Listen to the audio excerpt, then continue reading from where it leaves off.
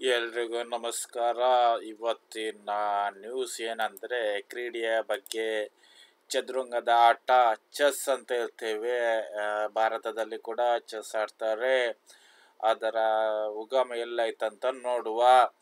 ಚದುರಂಗದ ಉಗಮಗೊಂಡದ್ದು ಎಲ್ಲಿ ಎಂಬುದರ ಬಗ್ಗೆ ಅನೇಕ ಊಹಾಪೋಹಗಳು ಇವೆ.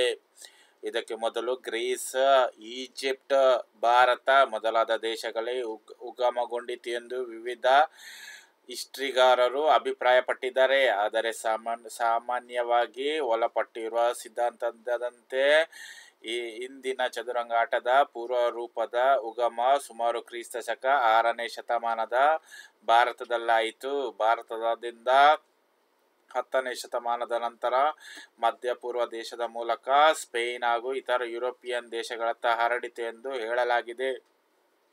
ನಿಮಗೆ ಇದು ವಿಡಿಯೋ ಇಷ್ಟವಾದರೆ ನನ್ನ ಚಾನಲನ್ನು ಲೈಕ್ ಮಾಡಿ, ಸಬ್ಸ್ಕ್ರೈಬ್ ಮಾಡಿ, ಅದನ್ನು ಮರಿಬೇಡಿ. ಹೀಗೆ ಹಲವು ರೀತಿಯ ಇತಿಹಾಸದ ಬಗ್ಗೆ ನನ್ನ ಚಾನಲಲ್ಲಿ ನಿಮಗೆ ಸಿಕ್ಕುತ್ತೆ.